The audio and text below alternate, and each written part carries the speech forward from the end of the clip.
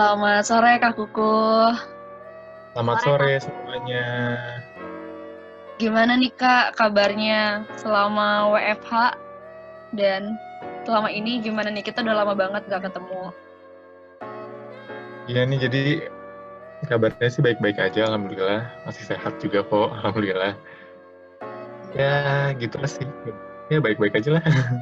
Oke Kak, nah sebelumnya makasih banget udah mau jadi pembicara di salah satu eh, divisi di SIG.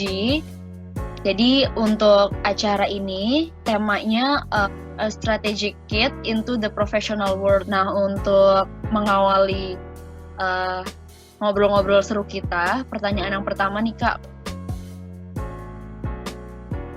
Oke, sebelum gue jelasin ini lebih lanjut, sebenarnya menurut gue sendiri itu kayak it's okay kalau kalian nggak kerja sesuai bidang kalian, karena kalau emang itu passion kalian, ya kalian harus kejar gitu kalau menurut gue. Eh, Langsung masuk ke jawaban dari pertanyaannya, yaitu butuh waktu yang cukup lama sampai akhirnya gue dapat kerjaan di bidang geoscience. Waktunya sekitar dari Agustus sampai Desember tuh berapa bulan tuh? Bagus, 5 bulan ya? Iya, 6 bulan, 5 bulanan ya? ya 6 bulanan. Iya Kak. Ya, gue butuh waktu 6 bulanan sampai akhirnya gue ambil job di geoscience-geosciencean. Caranya itu sebenarnya gue cuma apply terus sih. Kayak ada sekitar 10 atau 12 pekerjaan di bidang geoscience yang gue apply terus. Wow. Dan alhamdulillah di bulan Desember itu gue dapat dua pekerjaan di CGG sama di perusahaan yang sekarang. Itu yang pertama gue ambil itu CGG karena gue udah duluan gitu loh bilang iya ke CGG. Tapi di CGG ini gue pun masih intern, jadi kayak ada 4 intern gitu. Nanti selama 3 bulan atau 4 bulan dia diuji, nanti dipilih satu dari 4 intern itu. Nah, di bulan yang sama gue juga dapat di GSH, di PT Gelora Sinar Hijau. Itu anak perusahaannya Elnusa. Nah, di PT GSH ini dia baik, untungnya dia mau nungguin gue sampai keputusan si CGG. Oh gitu. Dengan limit itu sampai bulan Maret. Nah, pas gue udah di bulan Maret, ternyata CGG diperpanjang 1 bulan masa internship-nya. Jadi akhirnya gue langsung loncat ke GSH. Jadi kalau di GSH, status gue itu masih kontraktor. Jadi kayak dipekerjakan untuk masa waktu tertentu. Oh gitu ya Kak. Nah kalau misalnya tadi kan Kakak sering apply banyak, terus juga sempat nunggu juga dari CGG. Nah kalau misalnya dengan situasi yang sekarang itu kan banyak banget orang yang sekarang tuh misalnya dia udah dapat kerja, tapi sering banyak yang gagal di tahap interview Kak. Kalau menurut gue, apply itu open semua. Kayak bahkan waktu gue masih nganggur gitu, gue tuh nge-apply sampai kayak Shopee, Trans TV, apalah, gue apply semua. Tapi ya tetap tujuan akhir gue geoscience gitu. Maksudnya jangan lo idealis nggak apa-apa, tapi jangan bodoh gitu ibaratnya. Kasarnya gitu. Misalnya lo idealis pengen ke satu bidang, tapi bidang itu nggak pernah buka gitu. Jangan jadinya lo nganggur aja gitu, terus cari kesibukan lain juga, entah kerja di tempat yang non geoscience dulu atau yang bukan passion lo, cuma untuk sebagai batu loncatan aja gitu sih.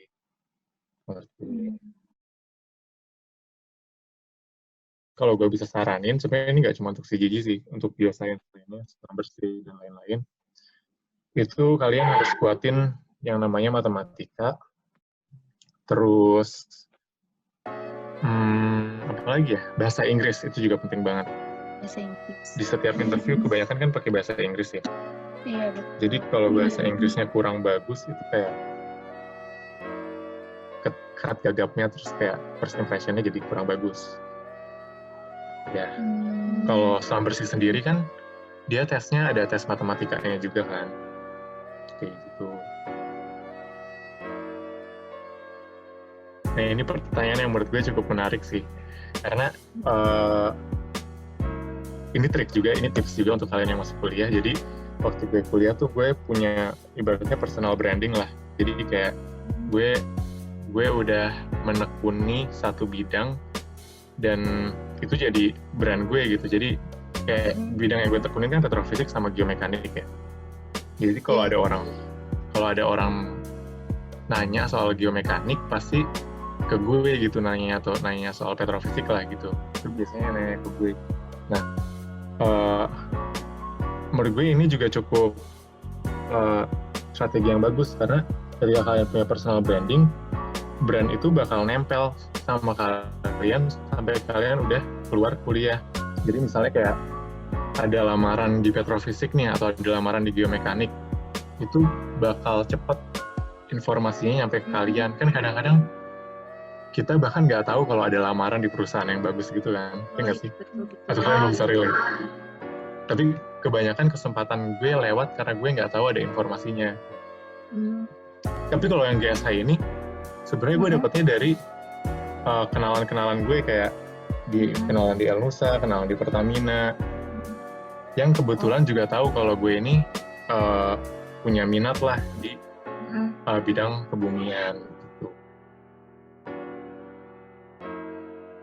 Jadi kalau di petrofisik itu, kalau gue sih kebanyakan sekarang ngerjainnya di geomekanik ya, tapi kemarin gue sempat ngebantuin sedikit di bidang petrofisiknya. Kayak kemarin gue coba ngevaluasi water saturation-nya, berapa persen gitu, porositas efektif dan lain-lainnya yang kalian juga pelajarin di kampus. Persis sih. Ya.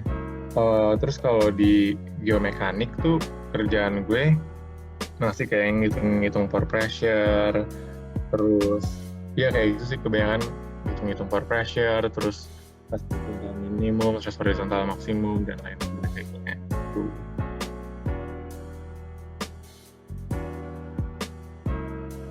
Oke. Sebenarnya kerja tuh jauh lebih challenging daripada kuliah menurut gue.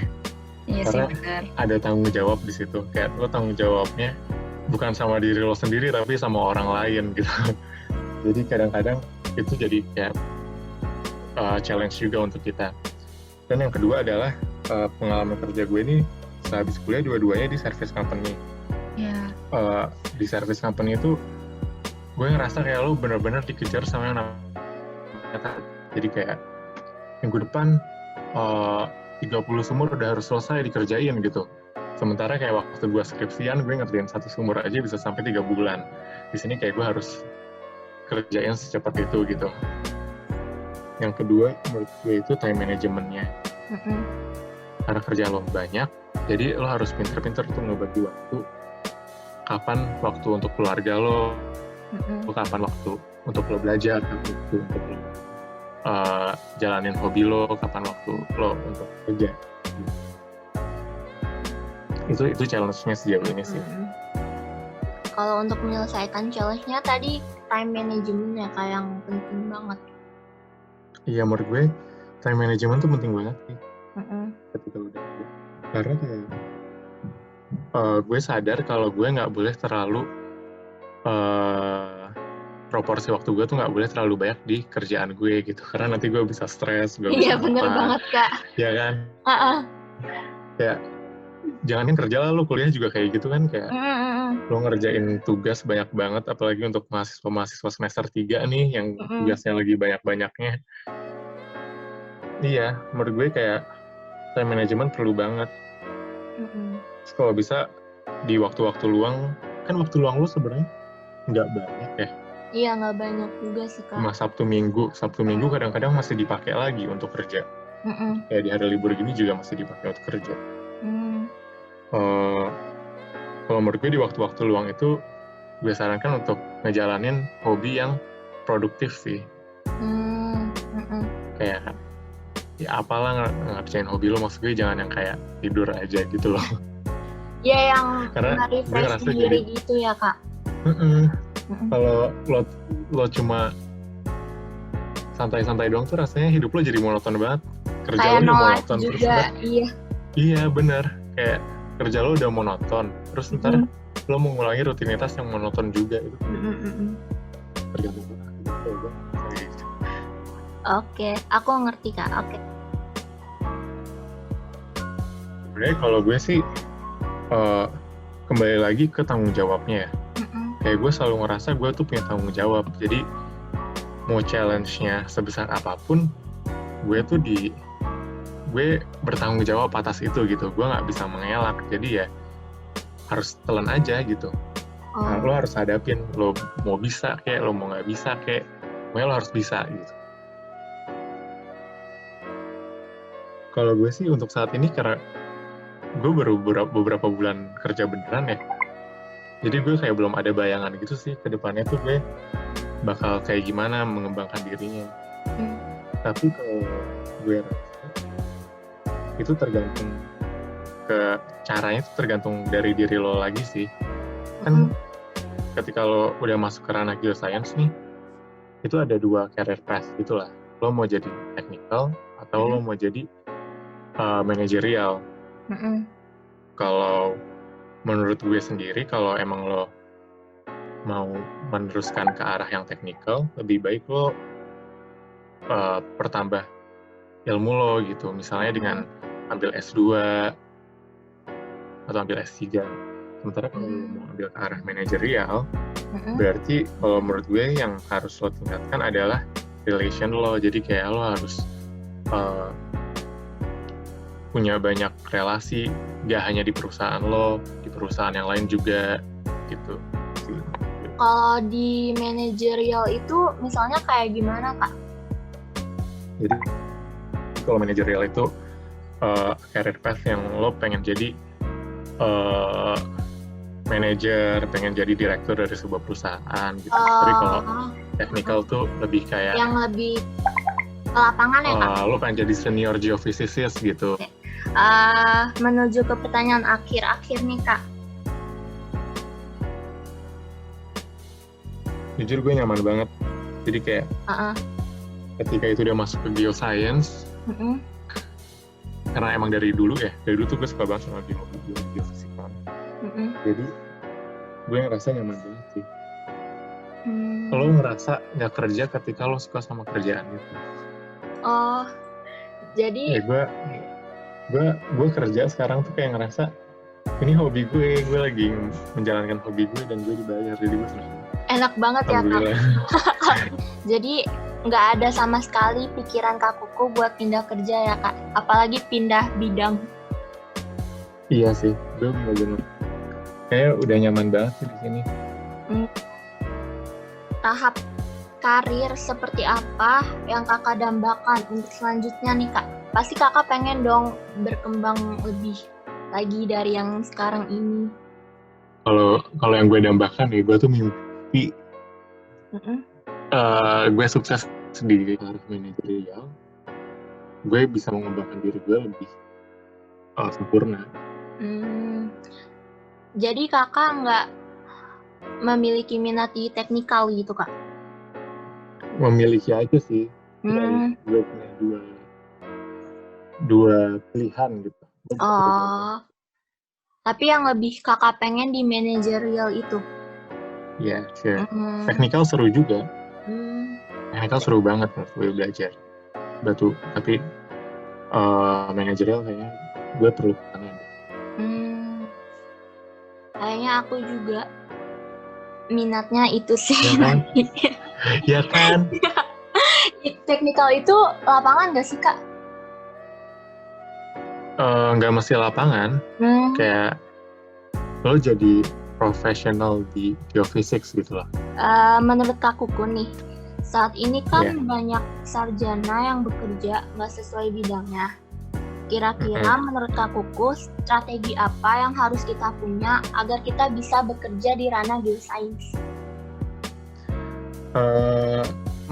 Kalau menurut gue, lagi-lagi kalau menurut gue, Mm-mm. kalau emang bidang yang nggak sesuai jurusan, maka ya lo harus berjuang untuk itu. Ya, maka lo harus yang paling bagus ibaratnya di bidang itu. Mm-mm. Tapi kalau lo lagi bekerja di bidang lain dan passion lo masih di geoscience, Mm-mm. menurut gue, pertanyaannya apa tadi? Ah, Pertanyaannya gimana cara gimana masuk ke strategi? Iya, cara masuk. gimana strategi? Menurut gue sambil di kerjaan lo, lo tetap harus ngeluangin waktu untuk belajar soal geoscience kebunian. Mm-mm. Karena kalau nggak diasah, pasti itu ilmu hilang. Iya, nguap gitu aja. Itu cepet banget hilangnya, serius. Karena waktu di 6 bulan Mm-mm. gue tuh benar-benar jarang banget main-mainan software Techlog, jarang banget mainan software Petrel. Mm-mm. Terus gue tuh yang kayak, ini gimana sih? Pas akhirnya gue main Techlog lagi ya, gue ngerasa kayak Techlog tuh kayak gimana sih, mencet-mencetnya udah lupa semua. Itu kayak ibaratnya kayak petrophysics juga. Kalau waktu kuliah gue hafal rumus-rumus segala, rumus Archie, rumus apa. Terus udah 6 bulan masa nganggur gue tuh gue udah lupa banget. Kayak gue harus belajar lagi dari awal. Iya. Itu yang pertama. Mm-mm. Yang kedua, lo harus tetap jaga hubungan lo sama orang-orang di perusahaan. Kan kayak misalnya lo TA nih atau lo KP, kan lo sudah pembimbing kan di perusahaan itu. Iya. Menurut gue sih lo tuh harus jaga banget sih hubungannya, relasi, ya. jaga hubungannya sama mereka gitu. Karena kayak contohnya gue sendiri nih, gue tuh dari skripsi gue skripsi di Pertamina EP. Gue masih sering banget ngobrol dan kayak ngerjain paper sama orang Pertamina EP. Makanya di situ ilmu geomekanik gue selama 6 bulan itu nggak hilang, masih kental banget. Kalau saran gue nih ya, untuk kalian yang masih kuliah, misalnya kalian KP atau TA di suatu perusahaan dan misalnya masih muda nih pembimbing lo, itu kayak lo coba deketin deh, kayak follow IG-nya atau ngobrol-ngobrol. Jangan terus-terusan ngobrol soal kebumian, jangan terus-terusan ngobrol soal geoscience. Tapi hal yang lain gitu ya, aja Kak. Gitu. Kayak tentang hobinya atau tentang apanya. Menurut gue itu salah satu trik juga sih. Buat lebih deket lagi sama dia gitu ya. Maksudnya jangan kayak yang dilepas aja gitu loh. Saya juga sih ya. Setelah lo kuliah, setelah lo KP, itu lo masih chattingan gitu. Karena kayak bulan puasa gini, at least lo ngasih ucapan mohon maaf lahir batin dan kawan-kawannya. Itu sih. I see. Okay. Itu kan kalau yang seumuran, Kak. Kalau yang umurnya agak jauh gimana, Kak? Kalau yang umur agak jauh, gue juga punya triknya nih. Kalau yang umurnya agak jauh, lo tahu ini nggak sih Pacar Liwu? Enggak, belum, Kak. Pacar Liwu Tahu. Oh, nah ya itu Kak Michelle. Itu kayak waktu skripsian gue tuh sempat juga kayak deket sama dia, karena dia skripsinya ngebahas statistik juga. Nah itu tuh gue sempat sering datang ke rumahnya untuk bimbingan. Jadi kayak, Pak ini gimana sih cara ngerjain statistik ini gitu. Sampai akhirnya si Pacar Liwu ini juga pernah datang ke rumah gue kayak cuma untuk bertamu doang gitu, kayak untuk ngobrol-ngobrol doang. Terus kayak misalnya jangan lupa bener kasih ucapan-ucapan gitu. Terus kalau menurut gue orang-orang yang lebih tua tuh bakal respect sih, kayak kalau lo nanya suatu hal yang lo nggak ngerti, Kayak lo nanya sesuatu hal yang bisa membangun diri lo. Ya gitu sih kalau untuk orang lebih tua. Dari tadi kan dari awal pembicaraan kita tuh aku udah kurang lebih merangkum lah berbagai strategi dari Kak Kukuh untuk kita yang masih kuliah gitu kan Kak, bekal gitu. Banyak banget pesan yang udah disampaikan Kak Kukuh. Nah, kira-kira nih Kak sebagai penutup, selama Kakak prepare untuk siap untuk di dunia kerja, bisa ngasih kita nih yang masih kuliah nggak untuk motivasi gitu, karena kan biasanya apalagi udah di semester-semester yang menuju akhir tuh kayak udah banyak banget keluhan-keluhan gitu kan. Kalau menurut gue lo selalu percaya dulu sama diri lo. Kalau lo udah percaya sama diri lo, maka kayak menurut gue gak ada gunanya buat lo untuk merasa putus asa. Menurut gue kalau kalian emang passion banget di bidang geoscience, kalian benar-benar harus belajar di bidang itu sama perbanyak relasi. Itu yang penting.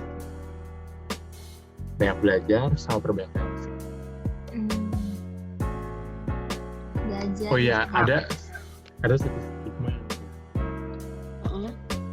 Lo nggak usah belajar banyak-banyak, IPK tuh nggak penting gitu. Kalau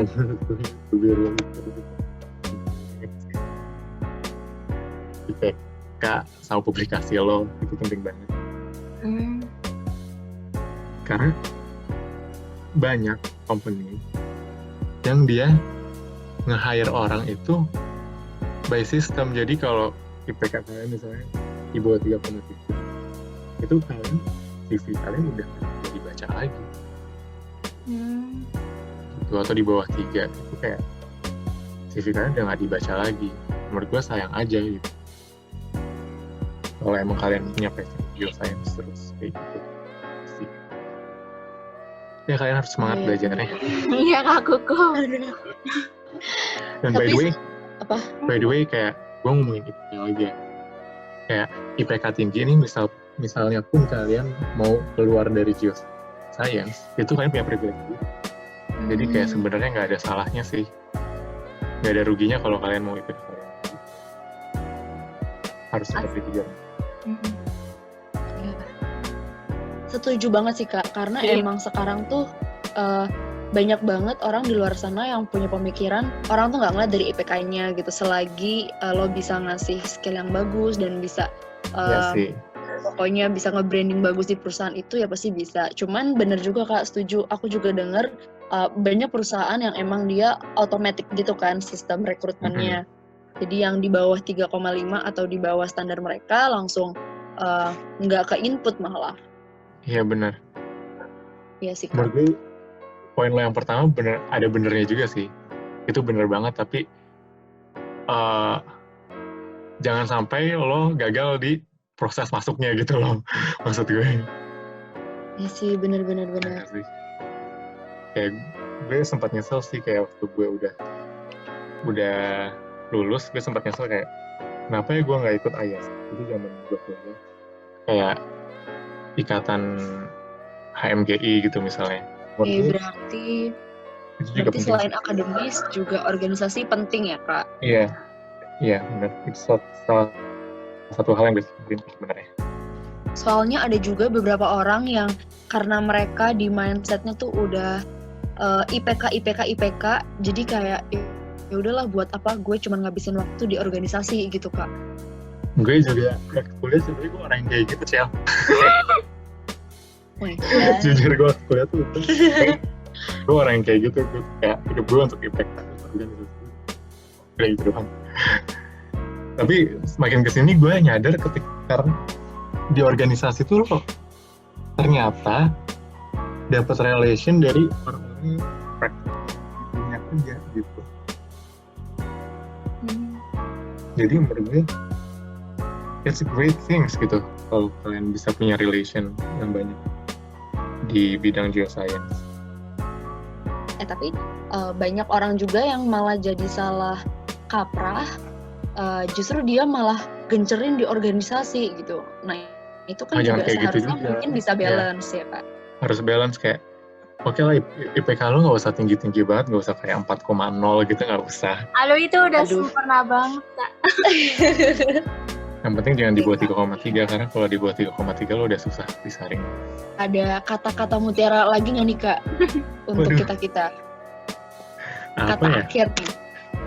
Mungkin kata-kata yang membuat Kak Kukuh tuh menjadi termotivasi gitu.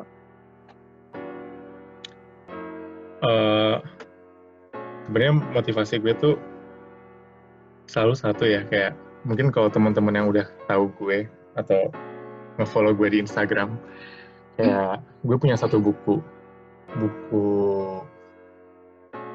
perpisahan gitu, buku wisuda gitu waktu gue SD. Dan di buku itu gue nulis kalau gue pengen jadi ahli geologi. Itu gue tulis waktu gue SD. Wah, dari SD. Dan itu ya. Udah Jadi kepikiran Kak. menurut gue itu selalu jadi motivasi gue ketika gue merasa down, gue nyerah sama dunia per-geo-geoan ini. Jadi menurut gue ada pentingnya bagi kalian untuk menuliskan cita-cita kalian dengan kata-kata mutiara kalian di selembar kertas, terus kalian umpetin kertas itu di mana. Suatu saat ketika kalian nemu itu, ketika kalian lagi feeling down, kalian bisa baca seperti itu untuk ngebangkitin semangat kalian lagi gitu sih. Dan kalau kalian emang punya passion, maka kalian harus kejar passion. Wah, Gitu. Oke. Mungkin juga beberapa teman-teman yang nonton video ini bisa menirukan tips dari Kak Kukuh, atau bisa juga mungkin kalau emang orangnya itu dia modelnya termotivasi sama tulisan yang ditempel gitu Kak, di print aja gitu ya Kak, mau jadi apa gitu. Sumpah, Biar itu fokus. ngaruh banget sih menurut gue. Oke, thank you banget Kak Kukuh untuk Ya, waktunya. thank you juga ya Shell ya. Iya. Thank you juga SEG. Semoga kerjanya lancar, terus diberikan Semoga prokernya. kemudahan dalam menjalani segala aktivitas. Amin. Sukses terus ya Kak. Jadi juga ini ya, semoga prokernya SEG yang ini jalan ya. Gue ini Amin. satu hal yang bagus sih. Amin. Oke, teman-teman yang nonton video ini jangan lupa di like, komen, dan subscribe, karena channel SEG mungkin akan terus memberikan video-video yang mungkin untuk berguna untuk teman-teman selama menjalani masa pandemi ini, karena kita harus tetap stay at home, jadi untuk teman-teman di rumah aja. Oke? Yap. Wassalamualaikum warahmatullahi wabarakatuh.